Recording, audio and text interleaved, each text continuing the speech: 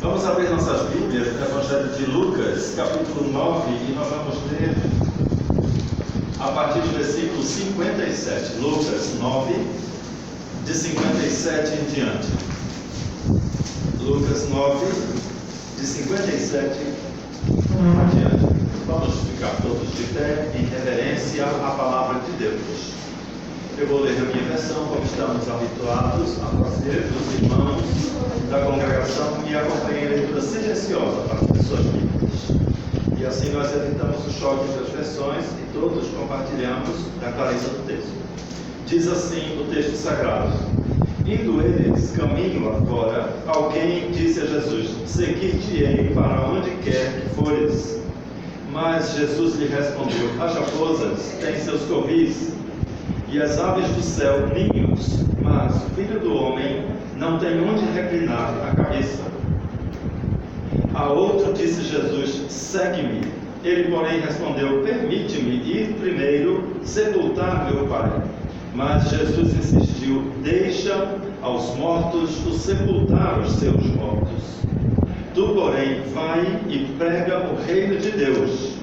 Outro lhe disse ainda: seguir-te-ei, Senhor, mas deixa-me primeiro despedir-me dos de casa. Mas Jesus lhe replicou: ninguém que tenha posto a mão no arado, olha para trás, é apto para o reino dos céus. Vamos meditar, queridos, a respeito do chamado de Jesus. Vamos fechar os olhos e orar. Querido Deus, nós damos graças ao Pai por este dia onde todos nós podemos contemplar a Tua graça ao nosso redor. Te agradecemos, Senhor, por muitos de nós que tiveram a oportunidade de dedicar todos os momentos deste domingo ao Senhor. Recebe, ó Deus, a gratidão do Teu povo e abençoa, Senhor, a todos nós com a clareza dos Teus conselhos. Usa, Senhor, esse nosso momento tão especial, onde todos estamos diante da Tua palavra para aprendermos. Fala aos nossos corações, ó Deus, conforme a nossa necessidade, de modo que todos nós venhamos a experimentar transformações necessárias ao Teu reino. É o que nós pedimos em nome de Jesus. Amém. Os irmãos podem se assentar. Queridos, o chamado de Jesus, que esse trecho que nós lemos, ele aponta para três situações distintas. A primeira delas é daquele que olha para a igreja, que olha para Jesus, sabe quem é Jesus, reconhece que em Jesus um grande caminho, uma grande obra, e tem a vontade de participar, mas não tem o seu coração no Filho de Deus. Considera a parte lógica da igreja, a parte material da igreja, a parte social da igreja. E Jesus, então, lendo esses corações, por mais que ele se oferecesse: Senhor, eu quero te seguir. Mas Jesus diz: não é apenas querer, não basta ter vontade de querer, de ser crente, de ser um cristão, mas são necessárias algumas outras atribuições no coração daquele que quer seguir a Jesus verdadeiramente e vai se tornar um dos seus discípulos.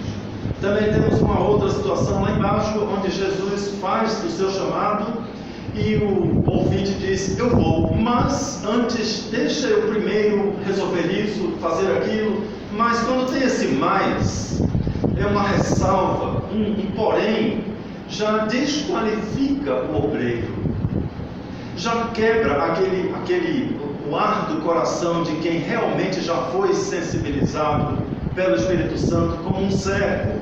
E Jesus diz claramente para ele: não há essa prerrogativa. Se você tem o que fazer no mundo, se existe alguma coisa lá no mundo, lá fora, que é muito importante, que é mais importante do que o reino de Deus, que brilha mais do que o chamado do Senhor, então é melhor ficar por lá. E usa um termo que talvez seja difícil para nós hoje compreender. Ele diz que quem lança a mão do arado e olha para trás não é digno do reino de Deus.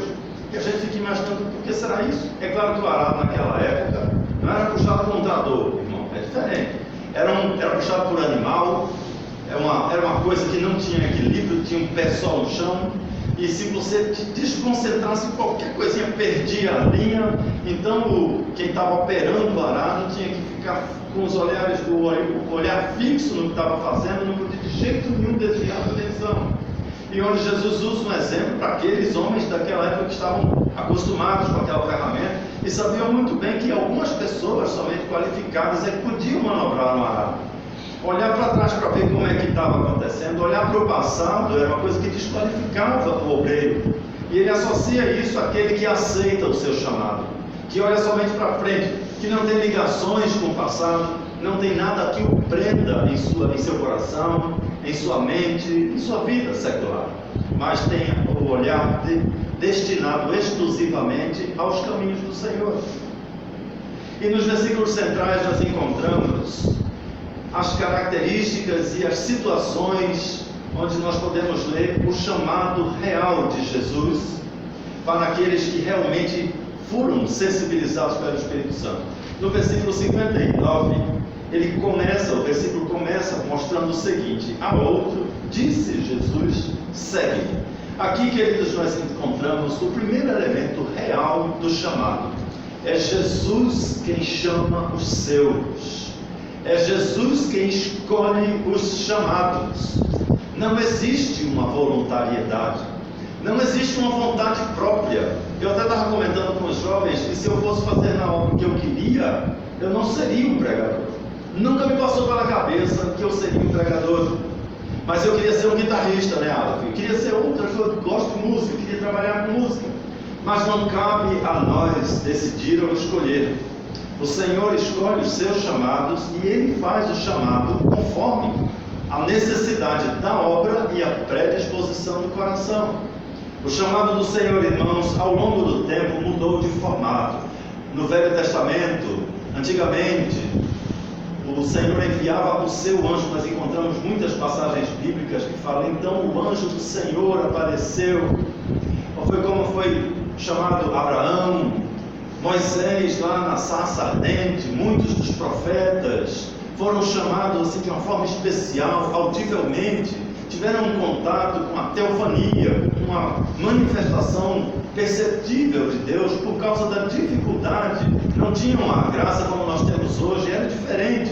E o Senhor então chamava individualmente alguns homens especiais, seus obreiros que iam trabalhar na disseminação do Evangelho, no seu trabalho. Eu acredito até, irmãos, que Deus tenha chamado muitos, mas entrou na narrativa bíblica aqueles que atenderam ao seu chamado.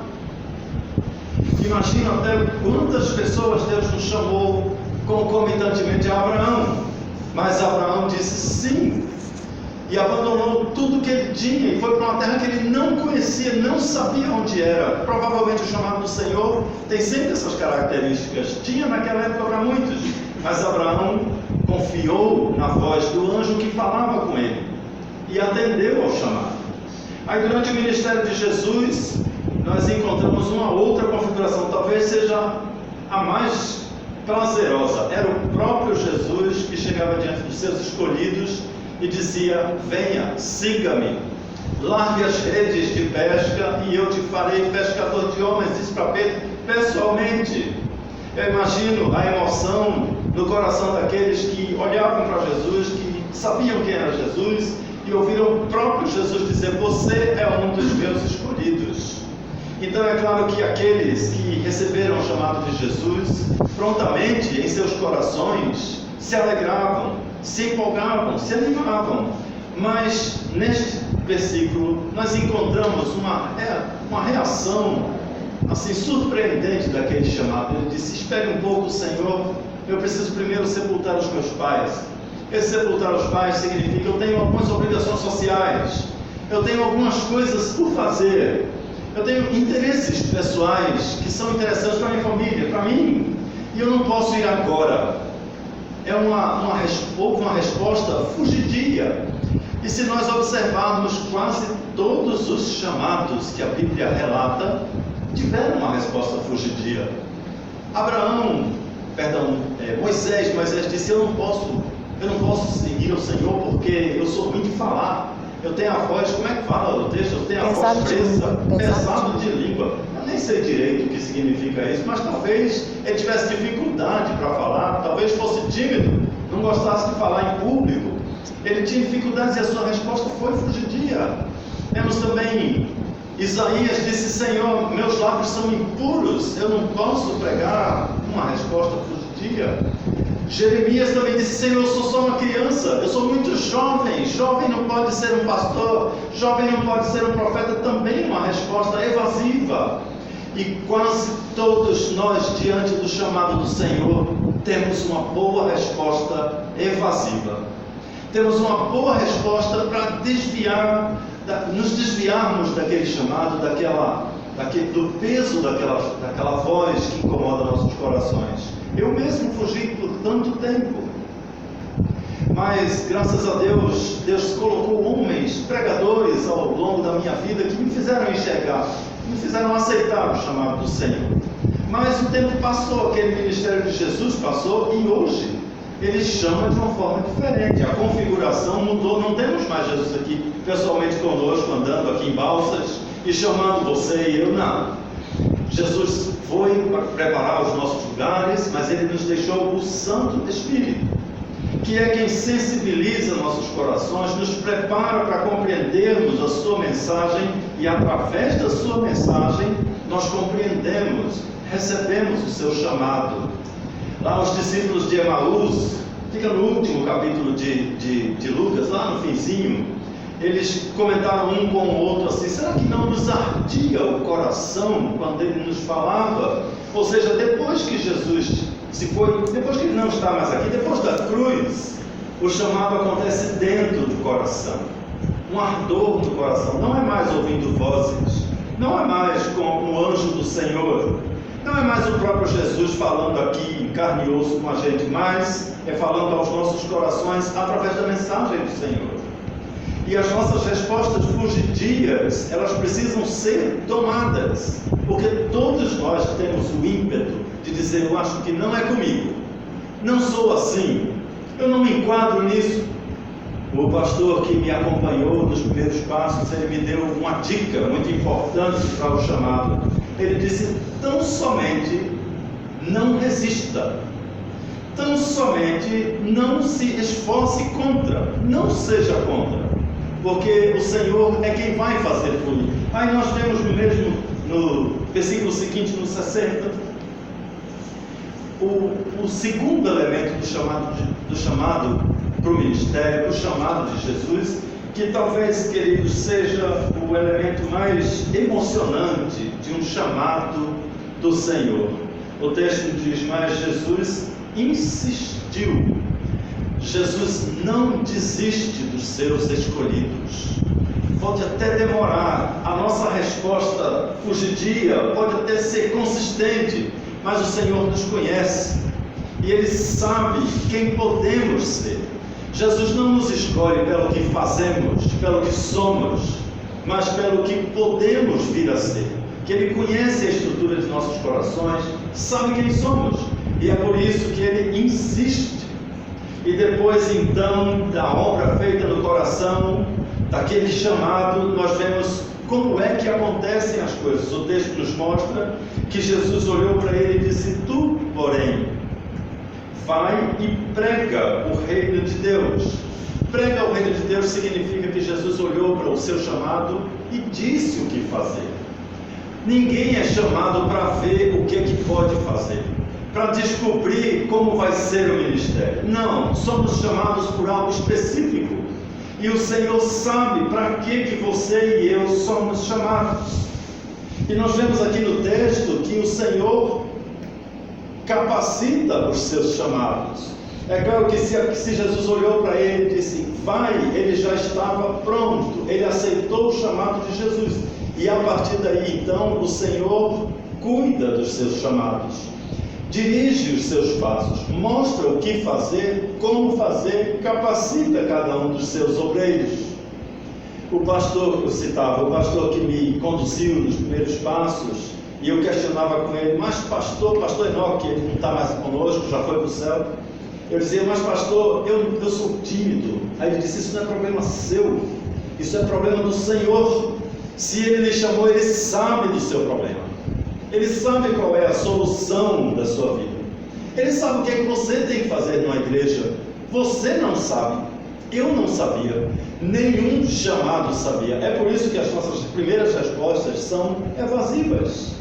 Mas a grande verdade que nós podemos ver nesse texto é que Jesus, depois de escolher o seu, depois de ouvir uma resposta positiva, ele assume o comando dos seus obreiros.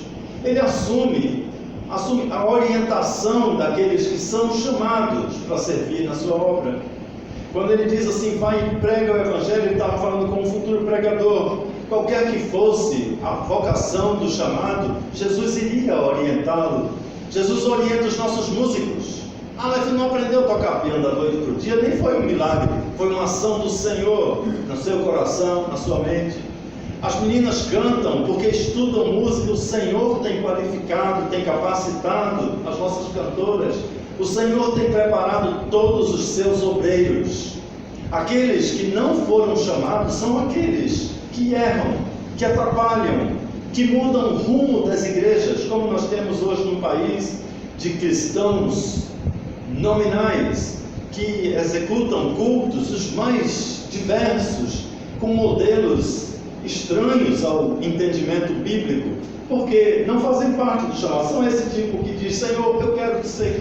Não importa sobre o chamado, mas aqueles que realmente sentiram em seus corações o chamado do Senhor, vai ter todos os seus passos devidamente esclarecidos, iluminados os seus caminhos, para que todo o seu procedimento, todo o seu trabalho, o seu ministério tenha o sucesso que o Senhor sabe que está em suas mãos, em seu coração, em sua mente. Então, queridos, diante dessas respostas humanas, o que nós temos que fazer é sondar em nossas vidas o ardor em nossos corações do chamado do Senhor e ter a coragem de confiar nele, dizendo silenciosamente, sozinhos, Senhor, eu aceito o seu chamado. Eu estou com ele, estou nervoso, eu fico inseguro, mas eu confio na palavra do Senhor.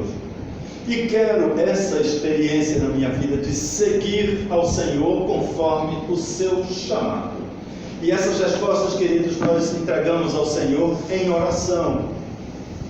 Não é em apelos de púlpito, não precisa orar em público, não precisa testemunhar, não. É com Jesus. Foi Ele que lhe chamou, Ele que me chamou, é Ele quem conversa conosco. E a nossa resposta é pessoal, objetiva e diretamente para Ele. Vamos então orar